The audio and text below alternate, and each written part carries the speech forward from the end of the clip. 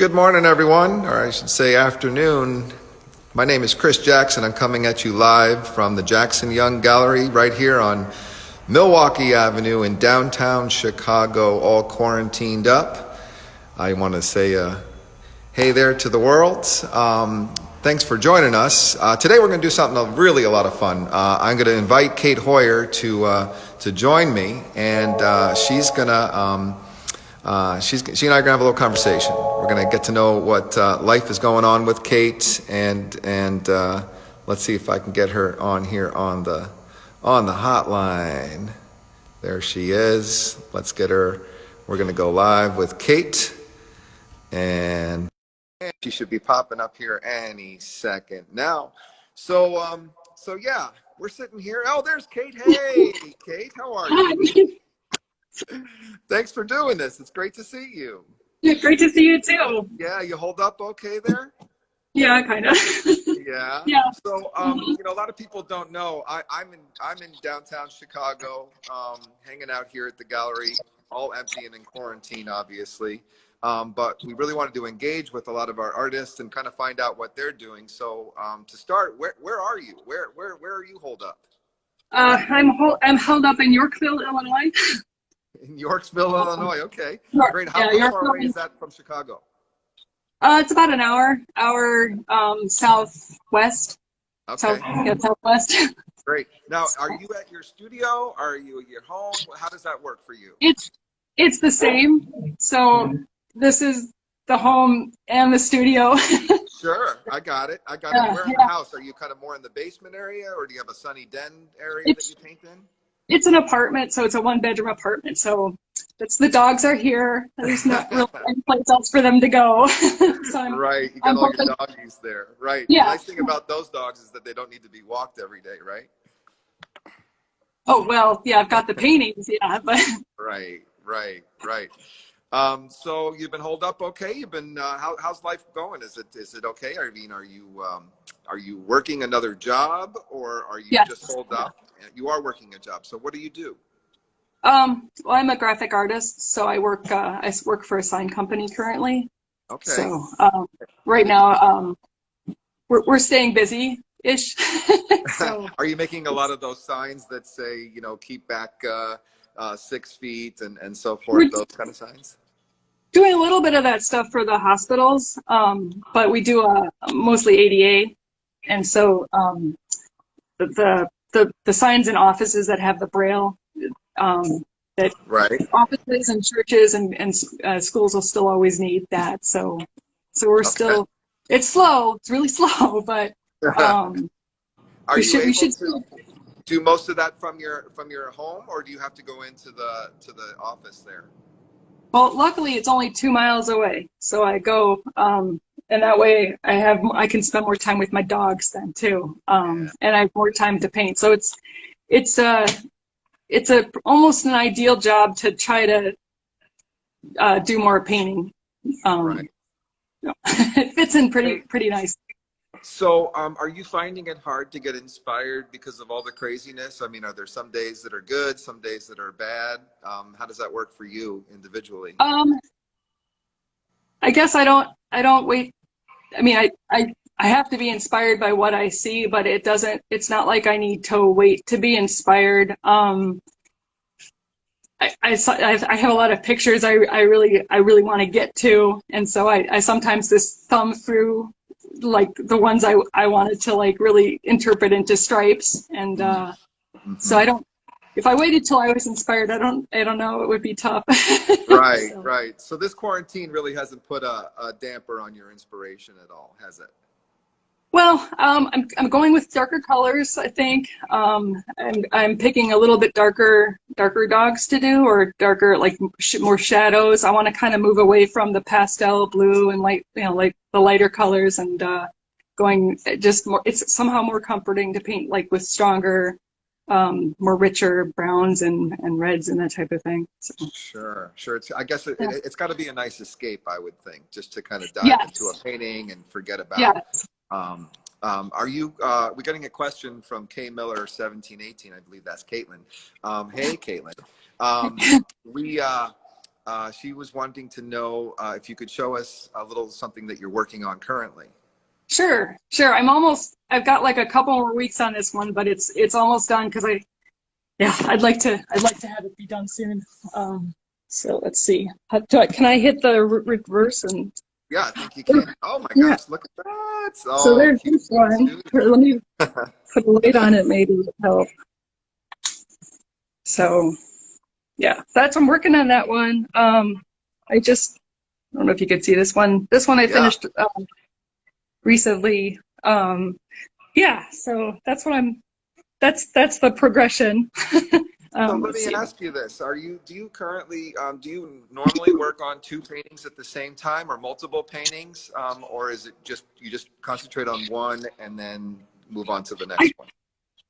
I try to do two, but with oil paint, I'd have to have two separate palettes because I mix the colors specifically for each dog, Okay. or each painting that I do, and so I don't want to run out of that particular color if I'm going to do it for use it on another. It's just, yeah, I seem to try to just do one, but I'm pushing myself to try to get two going. It's been rough because I just seem like I focus too much on just the one. I've heard from other oil painters that sometimes it's better to work on multiple pieces because the Yes. oils need a lot of time to dry. So when you get to a certain point, you kind of need to stop on the one, otherwise you can start smearing the different layers, so to speak, and then Right, and with the other one while it's drying. Yeah, with the stripe thing, and that's why I try to get one done. But then there's always a different section of the painting to use. I mean, to work on. So I'll do one set of stripes, and then I'll wait for those to. Sometimes I'll wait for those to dry, and then I can move on to a different area. Since it takes, I get up, I get my time in the morning before I go to work because I want to get that done that day. Right. That's the most important thing. So I want to get that out of the way before I even go to work. So I get up pretty early to get that done. So okay, so you do paint more in the morning time rather than going to work and coming back at nighttime and doing that. Yeah, that seems to work better. Mm-hmm. Yeah, good. So let's talk about the stripes, because I mean that is definitely like your signature thing. Give us a little history. How did the stripes come about to be in part of your life, and how it's kind of so incorporated into your paintings? Well, it really started when I was a kid, and I would put color schemes together, but it was just because I enjoyed being able to choose this scheme of colors and then figure out which scheme of colors would go well with that. And I had a lot of like not good, yes, good. But not until I was about 20 did I realize that that's really what I wanted to do, because I saw no end to the possibilities of putting stripes together and finding different subjects to interpret in the stripes. And like with dogs, you look at the dog and it's like how the fur is lines, the way the fur lays on the dog and how it comes here and then it comes, there's this ridge always where the dog has fur that, I just think those kind of details are sometimes missed. And not that they're important, but I kind of like getting lost in those beautiful little details, Right.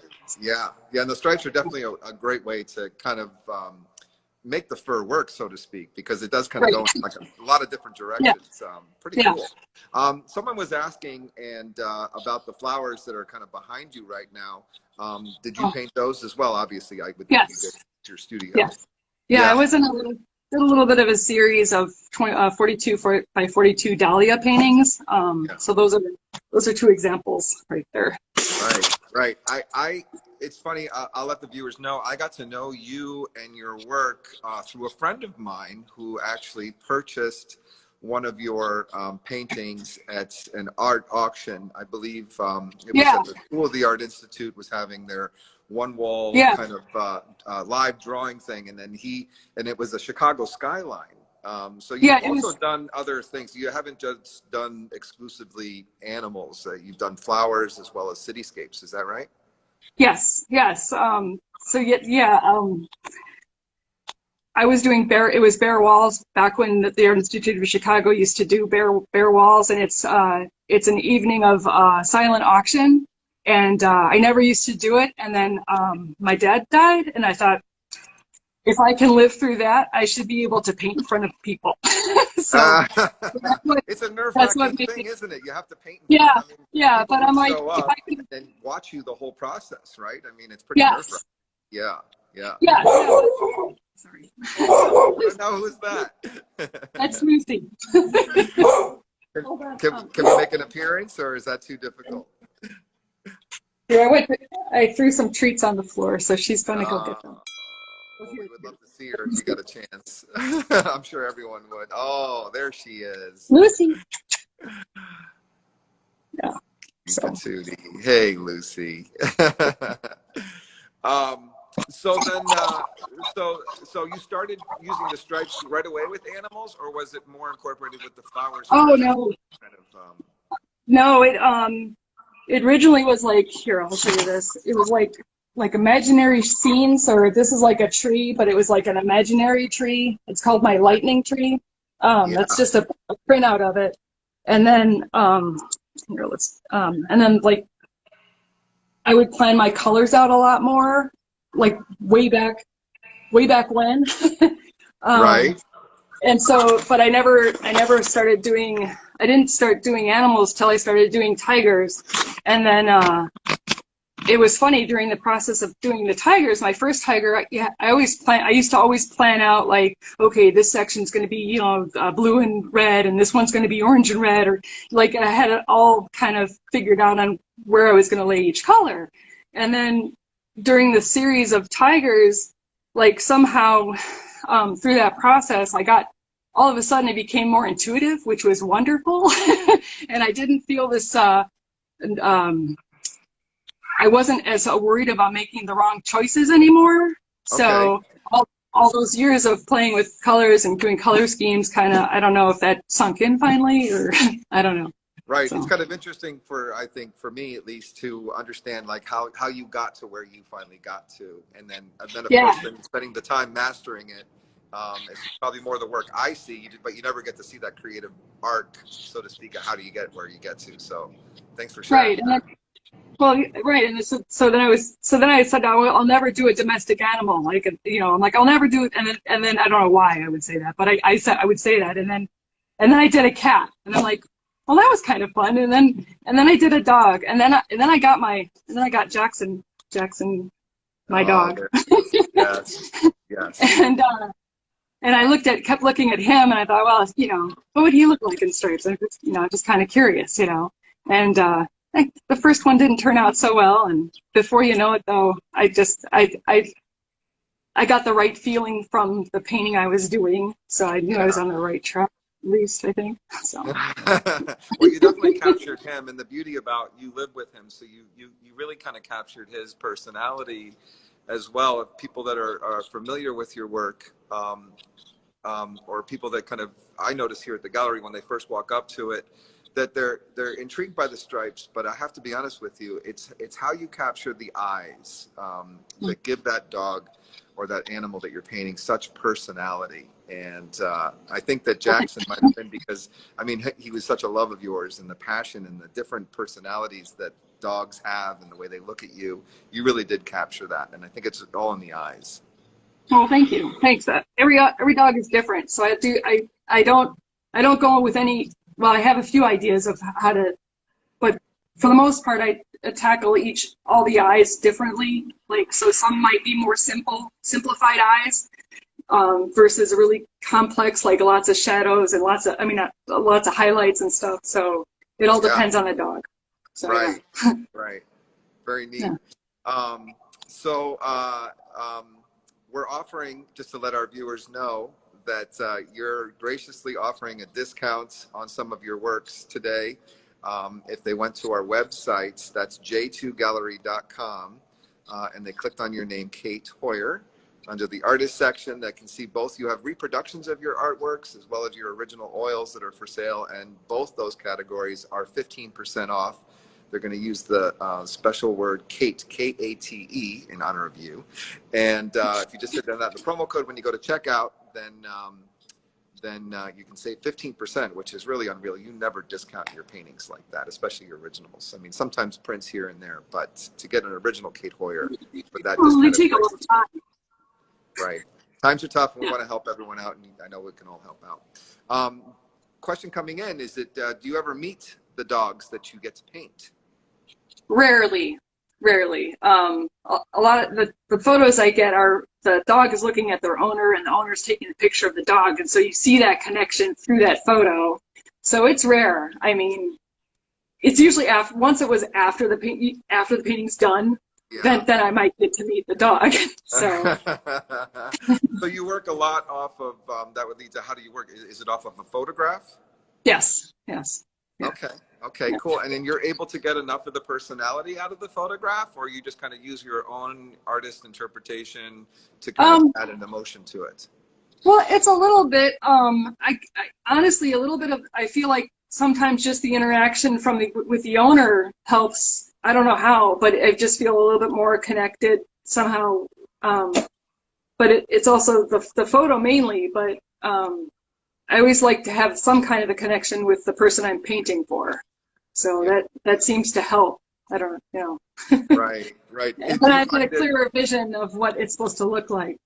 I know a few times you've incorporated multiple dogs, like 2 dogs. Is that a lot more challenging to give them their own unique personality in the same painting, so to speak, or I don't know, how does that work for you? It can be a challenge, but I make sure that they have like similar color schemes, but obviously not the same, but like complementary color schemes, so they're not going to be fighting each other on the color, So it can be a challenge, but I work on it. So, just do it till just work on it till it looks right, So. Right.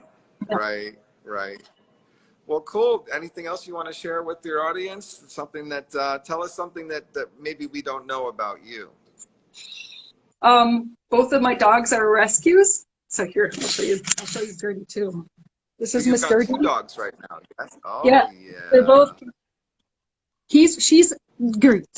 She's I was fostering both of them at separate times, and I don't do well with fostering. I end up keeping them.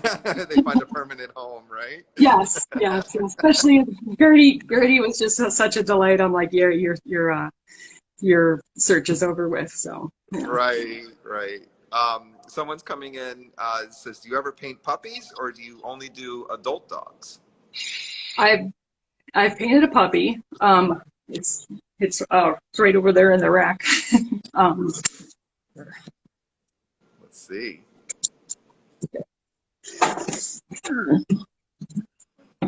Oops. So that's a puppy. Yeah.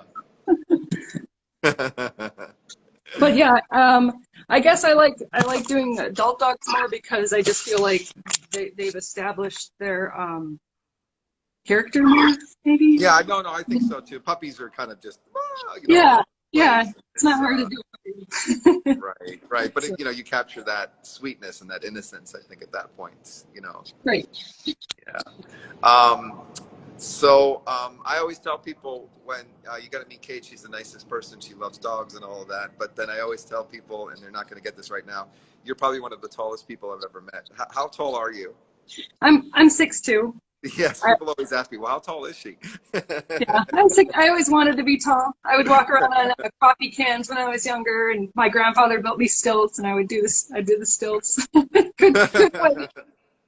Because I ever shot. I go on my tippy toes to give you a great big hug when you come in. No, I'm not that tall. We're about the same height. How do you find the dogs that you paint? Jess is asking.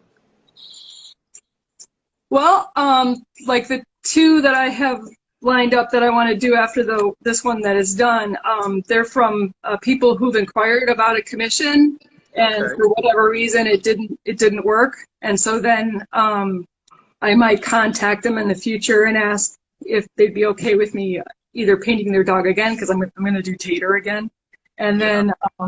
then if they're okay with that, then I'll go ahead and do that. Otherwise, it's my sister's dog, it's my dog, it's Right. I Do you ever usually run there's into some kind of connection with the dog. What? do you ever run into a random dog, in the park or the street and just go, "Oh my God, I need to do that," or yeah, Yeah, that could happen, but I don't really want to approach people because they don't know me, and I'm yeah. just crazy dog lady then, you know. Uh, So, um, in general, no, I do see dogs I would love to paint, but then there's so I've got such a lineup of ones already. I don't really need to. I need to get through the ones I have, So sure. Right. Are you trying to do almost every breed, or are you just yeah, okay? that would be good. I would like to do that. I have a dachshund in mind, but I'm not not 100% on that one. But yeah, but yes, I want to. I Now want. you touched a little bit on the commissions, and I'm sure people always ask me. And at one point, you were kind of maybe shying away from commissions, but are you open to doing commissions of people's Yes, dogs? yes, I am. Yeah, Yeah, you I have the am. time to do it now, right? Well, right. Well, there's that. But also, I realized by trying on that thought that I actually enjoy doing commissions and that they provide a bit of a challenge because they make me paint things I wouldn't or things I wouldn't normally paint. Like I Right. wouldn't or from pictures I wouldn't normally pick. And then I'd have to Yeah. make that picture work. And so that's a challenge, but it's a fun challenge. So, yeah. Yeah. Yeah. Question coming in. This is more concerning of one of the other animals that you painted, giraffes. Yeah. When did you kind of start branching out? I know you started with lions, then you kind of worked into dogs, and you kind of did a dog series, but then you started branching, doing some other animals. When Right. did that kind of happen, and why? Well, I mean, you can't really get sick of painting dogs because there's so many different breeds out there. But I really wanted to define another face, like an unusual face that you don't normally see. Like the giraffe, when you start really analyzing the giraffe, like whole head, it's so it's so interesting, and so I wanted to, like, how would you interpret that with stripes? Like, how would you call attention to this beautiful animal and still keep the integrity of the design of the giraffe? So Right. Right. yeah, so it's not just giraffes. Then I think I'm like, oh my gosh, how would I do a praying mantis, or how would I do a butterfly, or just other random things. Right. So. And then you start to get overwhelmed because then there's too much to paint. Not Right. enough. And so now then you realize that there for this stripe thing that I do, I really feel like there's just no end to the possibilities. And it's for me it's kind of a meditating, but it's also when I come away from a painting, I'm kind of trying to come up with I'm trying to walk away with a good feeling, or the right feel to a painting. I Right. don't know. No, I get it. Yeah. Yeah. Yeah. Yeah. Yeah. Well, listen, I think that is so generous of you to invite us into not only your home, but your sacred studio. And it's great to kind of pick your mind a little bit and have people get to know what a lovely person that I know that you are. Well, thank you. And Thanks so much for doing this, Chris. no, This it's is been a really lot of fun. And Yeah. I'm glad that you agreed to do it. I know it's kind of nerve-wracking going live like that. Yeah. So you never really, what are you going to do? It's live. Wasn't as bad as I thought it was going to be. Right, right. But thanks again, Kate. I really do appreciate it. It's a great way for people to get to know your work. And again, I just want to remind everyone, if you're interested in one of Kate's pictures, both the prints and the original oil paintings, they're all 15% off. Use the promo code KATE, K-A-T-E, on our website. That's j2gallery.com. Look for Kate Hoyer. And hugs and kisses. Stay safe with your little pups. Yes. And, you too. yeah. Thanks, Kate. We'll talk to you Yep. soon. All right. Yep. Bye-bye. All right. So that was wonderful. Thanks you all so much for joining. We plan on doing this again in the future. This was kind of a test run, and it was really great to see Kate in her own studio. A lot of fun for me. I got to find out a few new things as well. So it was fun for everybody. Y'all be safe out there. Enjoy the sunshine if you've got it. Enjoy the snow if you've got it. But thanks for tuning in. All right. Bye, y'all.